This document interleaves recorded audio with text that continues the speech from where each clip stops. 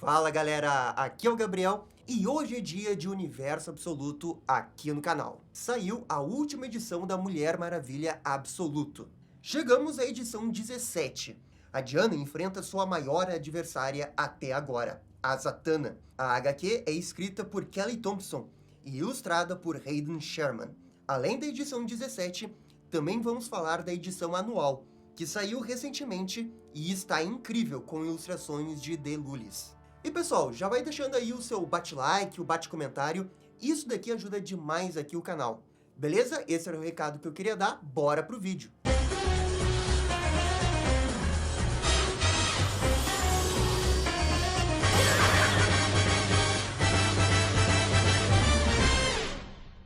E primeiro vamos contextualizar um pouco o que está acontecendo nessa saga.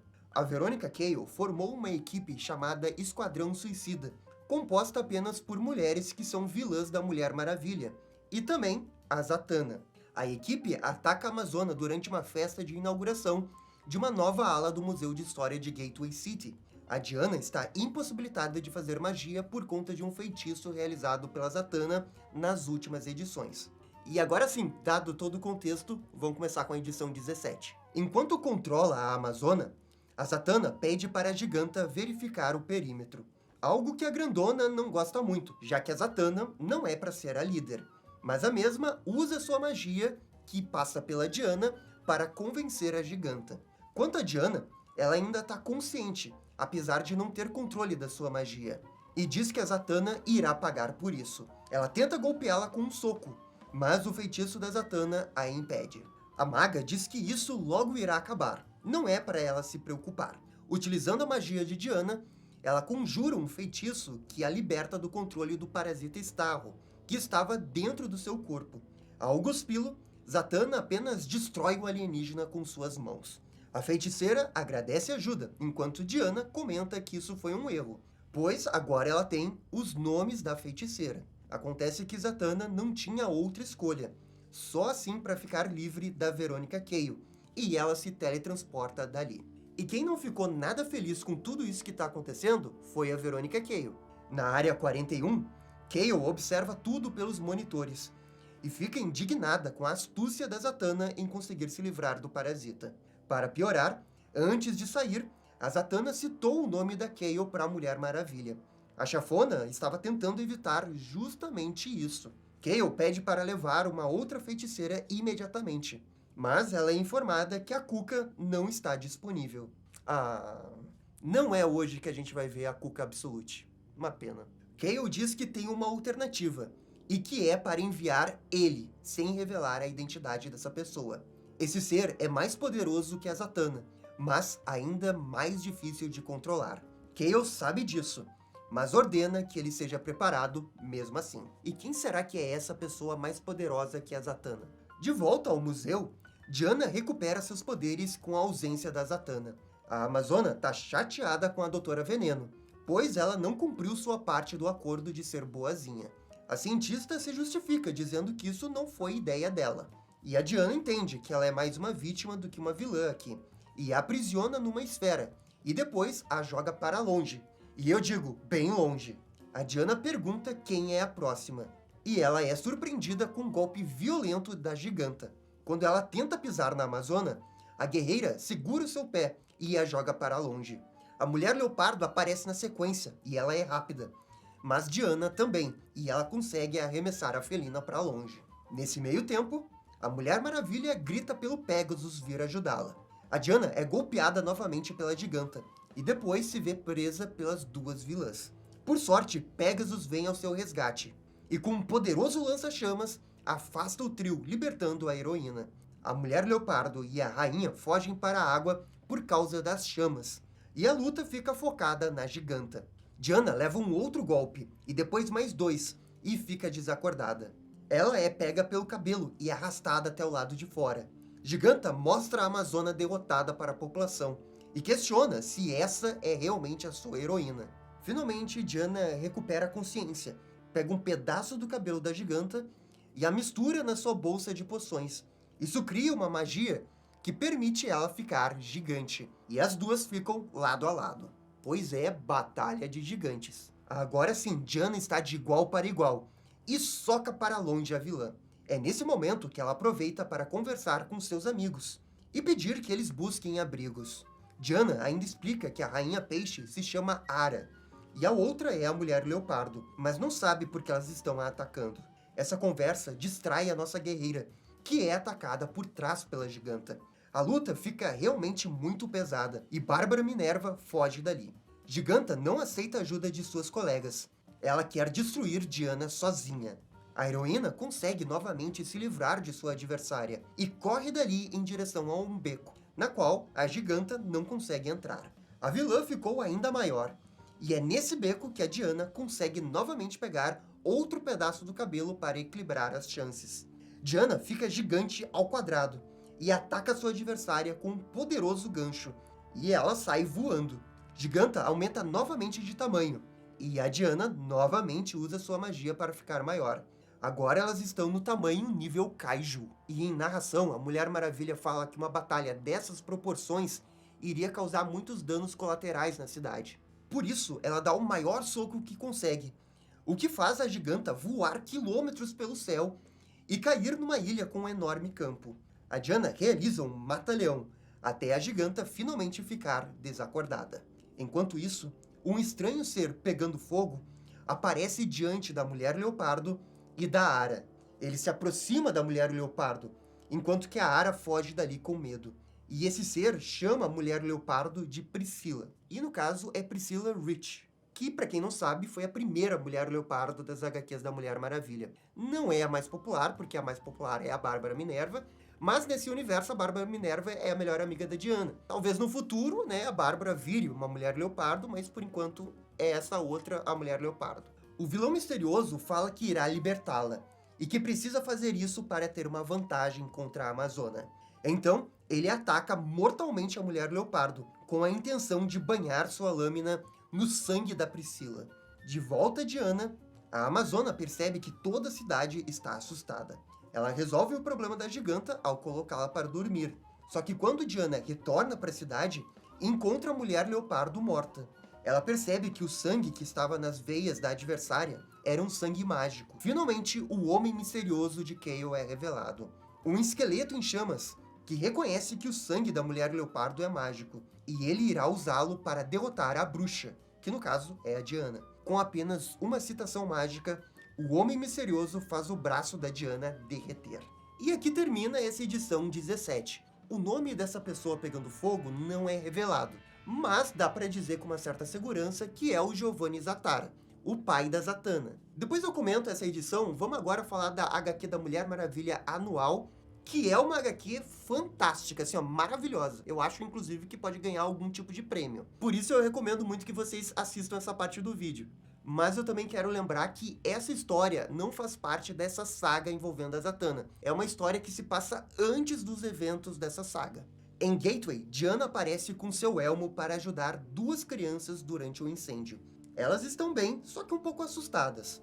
E para isso, Diana tira o seu capacete e pergunta qual dos dois quer usá-lo. E assim, o resgate é bem sucedido. E a criança sai feliz da vida enquanto usa o elmo da Diana. Então, cortamos para o Rierão. Diana reza para Athena. Ela implora por ajuda envolvendo o ser mitológico, a Medusa. Desde que a Diana se transformou em Medusa lá na edição 5 para derrotar o Tetracídio, ela percebeu que há uma grande injustiça no ser Medusa. E é por isso que agora ela está rezando para a deusa Athena para reverter essa injustiça. Mas Athena simplesmente não responde. Dias se passam, e a Diana ajuda diversas pessoas ao redor do mundo, até em São Paulo, depois em Roma e em Bangladesh. Durante todos esses dias, a Amazona continua insistentemente rezando para Athena. Tudo que a heroína quer é uma audiência com a deusa. Ela chega até ir para a Grécia e realiza uma oferenda para Athena. Ela implora por essa audiência e diz que a Medusa é uma irmã em grande necessidade. Depois de semanas e inúmeras tentativas, finalmente ela é respondida. Um raio cai do céu, mas não atinge a Diana. A Amazona percebe que ainda está viva, o que é um bom sinal. Uma coruja com olhos vermelhos aparece e lhe mostra um caminho, e assim a Diana a segue. Isso a leva até o inferno. Diana reflete sobre como a mitologia para ela é a própria história. Mas toda história é escrita pelos vencedores. E mitos não são diferentes. Frequentemente eles se contradizem, algo comum quando humanos interpretam mitos. E com o passar dos anos, algumas versões de mitos são esquecidas e outras ganham força. Para Diana, as histórias que Atena lhe contou que não faziam sentido são tipo isso, histórias mal compreendidas. Só que quando ela se tornou Medusa, ela pôde sentir a dor eterna que a criatura mitológica sofreu. E ela exige saber a verdade, mesmo que essa verdade revele que uma deusa que sempre a ajudou seja também, no fundo, cruel. E assim, ela atravessa o Hades e chega a uma estranha ilha acima das nuvens. E esse lugar aqui não tem um nome, parece um pouco Elísios, mas não dá para ter certeza. Então, finalmente, a deusa Atena surge. E ela claramente está braba com Diana, porque ela escutou mentiras dos homens, e agora espera que a Amazona consiga se explicar. E aqui pausa para reconhecer o visual 10 de 10 da Atena. A HQ então mostra um flashback de quando recebia visita da Atena na Ilha Selvagem. A Atena a corrige dizendo que não é para usar a palavra deusa, porque ali alguém pode escutar. As duas estão jogando xadrez. É um jogo que Diana gosta, porque ninguém precisa ganhar. É possível forçar o seu adversário a se render. Isso leva a Atena a perguntar se Diana prefere uma rendição do que uma vitória. E a nossa pequena fala que sim, pois é o mesmo resultado, mas o sentimento é de menos raiva. Diana percebe que esse tipo de pensamento incomoda a deusa, pois a faz parecer fraca. A questão toda é que as deusas sempre pedem para olhar o quadro completo, ver os movimentos que estão prestes a ser feitos. E é exatamente por isso que não importa como ela ganhe. Diana acredita que o ponto não é derrotar o seu adversário, e sim mostrar um caminho melhor. Atena fica sem palavras. Após alguns segundos, ela lembra que essa filosofia só realmente funciona se ela ganhar primeiro, o que não é o caso desse jogo, pois Diana acaba de levar checkmate. E todo esse momento é muito Diana, é muito Mulher Maravilha, não acham? Gostei como eles usaram o xadrez para explicar um pouco da personalidade da Mulher Maravilha. De volta ao presente, Atena questiona se Diana não recebeu demais da sua graça, e ela ainda quer mais. Essa pequena ameaça não intimida a Mulher Maravilha. Ela não é comprada por presentes e dons dados a ela. E se ela fosse, não seria merecedora. Essa frase até incomoda Atena, mas reconhece que ela tem razão e pede para Diana falar logo o motivo de estar ali. Diana quer justiça a Medusa, e apenas Atena pode fazer isso. E Atena questiona o porquê. Porque ela escutou histórias dos homens? Porque ela, a deusa Atena, amaldiçoou a Medusa? E aqui só contextualizando um pouco, mas a base da história da Medusa, do porquê que ela virou Medusa, é por causa da Atena. A Medusa era uma sacerdotisa, e ela foi violentada pelo Poseidon num templo de Atena. E por isso, a Atena puniu a Medusa. E ela foi transformada nesse ser mitológico que a gente conhece hoje. Claramente a gente vê que a Atena, cometeu uma grande injustiça aqui. E é isso que a Diana questiona. Mas eu acho que também a história ela não se aprofunda muito no passado da Medusa, porque talvez eles não quisessem entrar em detalhes do passado por uma questão editorial da DC de não querer falar sobre certos assuntos. Acho que é por causa disso. Então fica tudo meio que nas entrelinhas. Se você sabe a história, você sabe. Senão você fica um pouco boiando aqui. A Atena fala que se as histórias fossem verdadeiras, a Medusa estaria sem cabeça agora e morta há muito tempo. Mas ainda assim, ela vive. Diana diz que não importa o que as pessoas acreditam. Se há uma injustiça, a Atena precisa intervir. O problema é que a deusa entende que se ela fizer alguma coisa, isso apenas vai reforçar que as histórias estavam certas a seu respeito. E por isso Diana se voluntaria. Ela quer corrigir a injustiça da Medusa. E Atena fala que não vai interferir, nem para impedi-la, tampouco para ajudá-la. Diana estará sozinha nessa missão. E a audiência ainda não terminou, porque Diana ainda quer mais uma coisinha da deusa para conseguir desfazer essa injustiça. E para isso, Atena fala que não dará mais nenhum presente. A nossa Amazona oferece uma troca temporária. A Diana entrega todos os poderes que ela recebeu das deusas, a deixando apenas com a sua magia. A Atena concorda com isso e pergunta o que ela quer em troca. A HQ então corta e vemos Diana lamentando que deveria ter ficado pelo menos com os poderes do voo. Isso porque existem duas formas de chegar na montanha onde Medusa e suas irmãs vivem. Uma forma envolve um caminho tranquilo, mas que é cheio de perigos. A outra forma é escalando essa montanha, o que não é nada fácil sem seus poderes. Ela se pergunta por que tudo precisa estar no topo de uma montanha infernal. Finalmente, depois de muito esforço, ela chega até a caverna. Diana lembra do Batman, e como ele precisa fazer isso todo santo dia. A guerreira entra na caverna e coloca o seu elmo, já esperando pelo pior. Não é a Medusa que ela teme. Primeiro, ela vai ter que encarar suas irmãs. Os nomes delas são Steno e Euryale, duas górgonas que são mortais até mesmo se ela tivesse com seus poderes. As lendas contam que esses dois monstros são os mais irracionais que existem. E mesmo assim, as duas ficaram na caverna onde sua irmã Medusa está. Para Diana, isso é amor, isso é devoção. E talvez seja até algo a mais. E talvez esse algo a mais seja o que permita que ela consiga cumprir sua missão. Ela sente que tem algo se aproximando. Como medida de precaução, ela abaixa os escudos do seu capacete, ficando totalmente sem visão. A Diana diz que está ali para oferecer um presente. Ela é recebida com um poderoso grito que a faz voar para longe. Mulher Maravilha se levanta e diz que é Diana, da Ilha Selvagem, e não está ali para lutar. E ela continua a explicar quem é ela, mas é ferida na barriga. Mesmo machucada, Diana continua a explicar quem ela é. Filha de Cersei, amada pela Hecate, ela não vai recuar. As irmãs de Medusa continuam a gritar. E tudo que a Diana pede é uma audiência com a Medusa. E ela vai pagar com seu próprio sangue, se necessário. Ela recebe mais um golpe no pescoço, que faz parte da sua armadura cair.